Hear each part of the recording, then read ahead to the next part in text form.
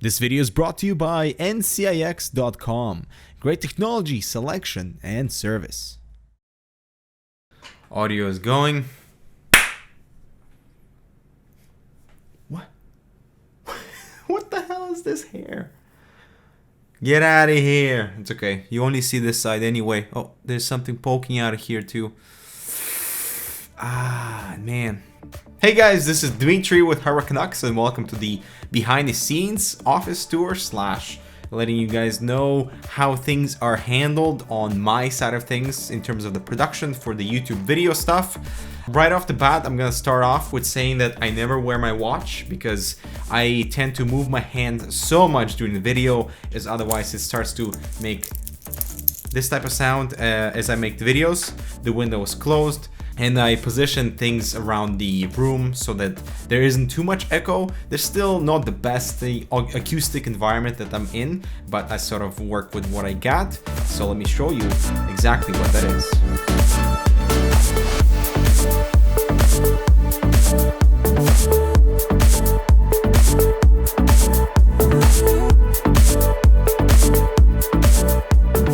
And before we begin, meet the newest addition to the family, Sony RX100 Mark III.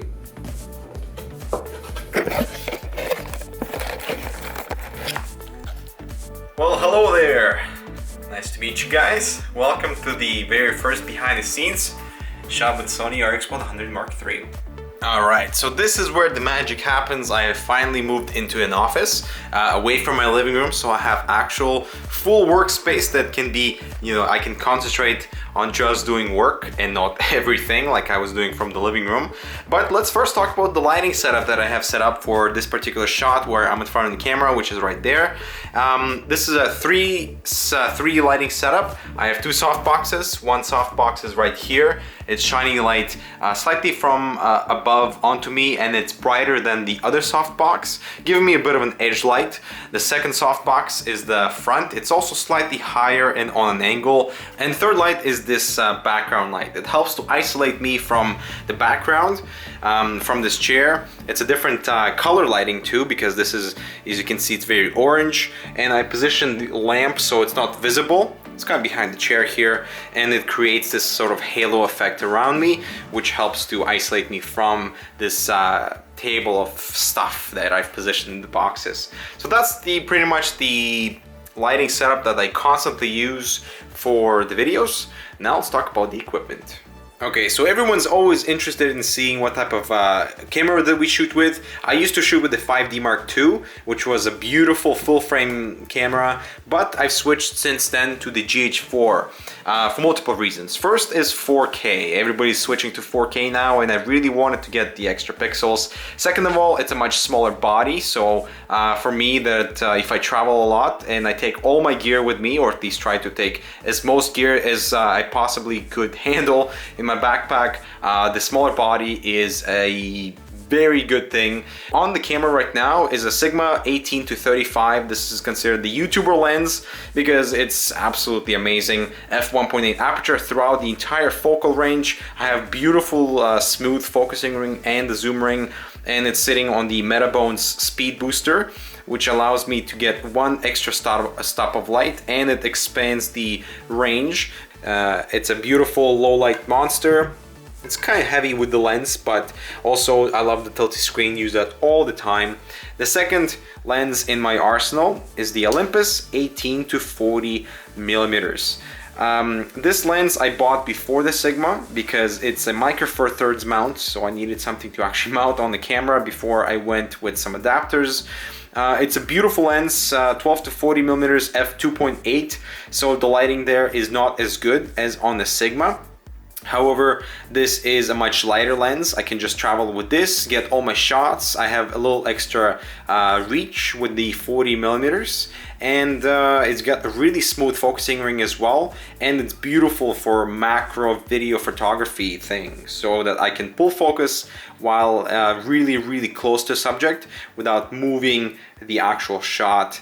So that's beautiful.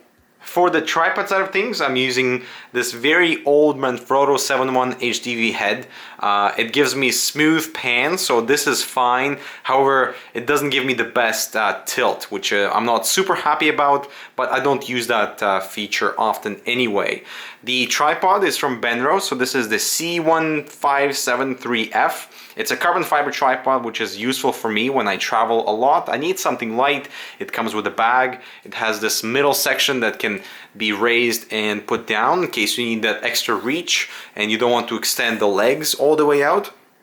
And the best feature about this tripod is this sort of built-in ball head, which allows me to really straighten out my angle. As you can see right now, I can put this down like this, like so, without moving the actual tripod legs. So if I'm on an uneven surface, I can level this out, and I have a little leveling bubble on the tripod head here, so I know when this thing is actually fully leveled. And I can continue with my shots. The second tripod that I have, this is the Sackler Ace. This I got while I had the 5D Mark II, just because that was a heavier camera, and this tripod is one of the sturdiest tripods that I ever worked with. It goes a lot higher than the Benro here.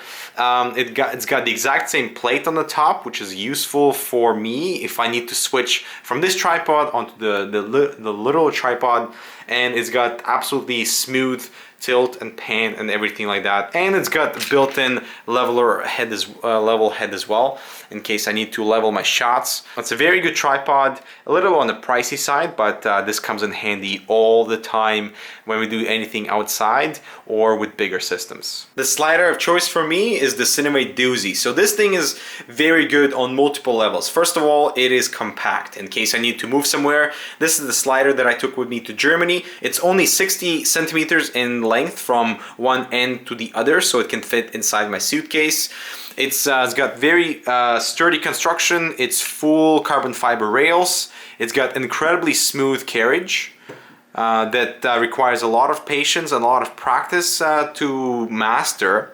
And one of the things that I love about are these little wheels that I can slightly unscrew to raise it or lower it in case I need to level the tripod on an even surface. However, obviously, as a professional video slider, it's got all these screwing holes at the bottom, so I can easily just attach this to my tripod. It's compact and it gives me very beautiful smooth slide, something that a lot of people have been complimenting on our videos. And so basically that concludes the equipment rundown, and now let's check out the rest of the setup. So the system you see behind me, that's my workstation. That's where I go every day to answer emails, to write scripts, to edit videos, to upload videos. So that's like the daily workhorse of a desk and of a computer. I am using the 21:9 monitor from LG, but I usually have dual 27-inch G-Sync monitors on there because of 144 Hz, which I love more. But this is really cool for entertainment and movie consumption, as long as things are 21:9 aspect ratio, as otherwise you get these black bars in this, by the sides. But this is kind of the setup, very symmetrical looking. In case I need to do any filming, I move this desk around. So this is my mobile desk. I can place the camera in that corner, I can place the camera in that corner, I can place the camera over here and then looking into this direction, so I get this beautiful sort of setting behind me. But let's first talk about the audio. My main speakers right now are the Audio Engine A5 Plus, the Bamboo Edition. It adds beautiful element in terms of aesthetics because they are both kind of just positioned on each side of the screens, and they are beautiful wood. They are really loud. They have their bassy response. Now my headphones of choice are the following: the HD 650s from Sennheiser and HD 800 from Sennheiser, and one behind there, this is the HD8 DJ. So these are closed headphones which are excellent to travel with. They're built like a tank, they will never break. And these are a bit more stationary for home. I travel with these anywhere I go, and these are strictly for home use just because they are a little bit on the pricey side and they're a bit more fragile than the others. They're sitting on the Silverstone headphone stand, which is full aluminum base. It's like a hammer. I love this one, especially because it allows me to fit both headphones on there. The headphones are connected to the Silverstone DAC and amp, so currently this is what I'm testing with. This is the amp, and the DAC is right behind there. This is a USB DAC. The amp is connected to the DAC is connected to the computer, and it allows me to quickly monitor the volume of headphones with this volume knob. Gives me a blue indication of connectivity both for the amp and the DAC, which I like, this visual aesthetic. And this is the Scarlett 2i2. This is strictly for microphone use, which is XLR connected to Audio-Technica 2035. So everybody's been asking about, you know, how do we get the audio? This is the Audio-Technica 2035. And for peripherals, these are my daily drivers. I love them. They travel with me everywhere. I'm actually currently testing the Mionix Caster. This is their new mouse. And I gotta say, I'm almost in love. I love the gliding feet. It glides super smooth on this aluminum in-wind mouse mat. And this is the Cooler Master NovaTouch TKL.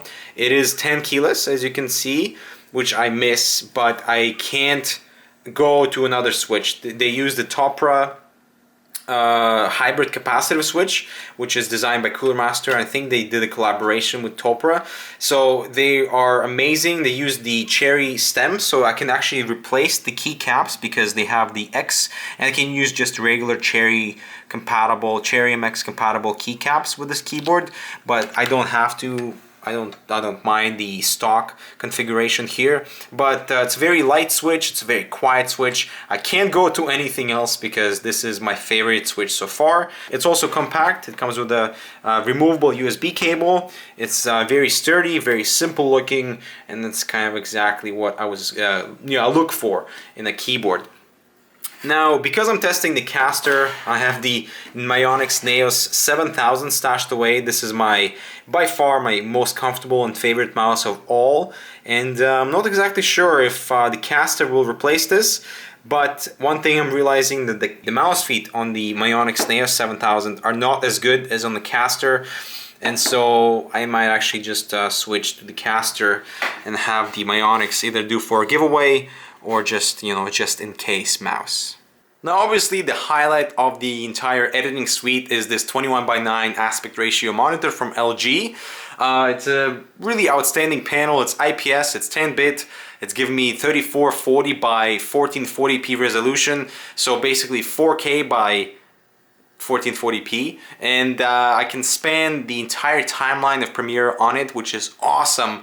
However, the only thing is, because it's curved, as you can see, it's giving you this bow tie effect, which is awesome for multimedia, and it's a bit more, I can say, immersive if you're sitting down and watching a 21:9 movie. However, if you're working on anything in Adobe Photoshop, Premiere, After Effects, you know, all your straight lines are slightly curved, especially on the angles here, and I don't like that. So I will be switching this to my dual 27-inch 1440p monitors, so I can have a bit extra real estate and I don't get to worry about the curvedness factor. So the monitors are standing on this dual base system.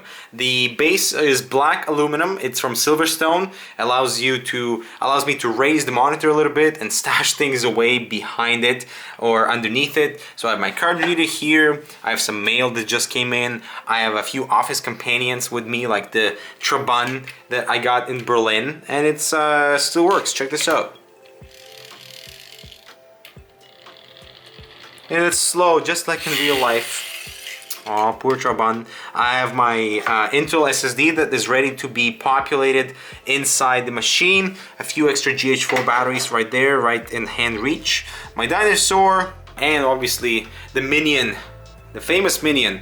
It makes its way into a lot of actual reviews because if I'm shooting in front of my setup, you always see this guy, and he's made his appearance on both this side and this side where I have the Mallorca postcard. Alright, the last piece of the puzzle would be the chair. So this is the DX Racer D-Series chair. I have the blue version. It's comfortable for me because the leather doesn't make me sweat. It's pretty soft. You have adjustable armrests. You have the very comfortable lumbar pillow that I cannot use the chair without. and actually very uncomfortable without the lumbar pillow. You have a bit of a neck pillow that I use all the time because without it, there's this plastic piece right behind here that you are constantly banging your head against. Okay guys, so that concludes this show tour of the office and how I do my work. And so I hope you enjoyed this behind the scenes, a quick rundown on the equipment and the studio space, how I maneuver some of the things while making videos. I will be making an upgrade video on the editing rig behind me because nothing has changed since my previous upgrade video, but I am switching to the Skylake system. So we'll see how that is performing against the 3930K with the 6700K processor, both for gaming and editing. So make sure to subscribe to not miss that. I hope you enjoyed this in-depth look of my work scene. If you have any questions, leave them in the comments below. I'll make sure to answer all of them. So make sure to subscribe for more similar content, and we'll see you in the next one. All right, let's get this show on the road.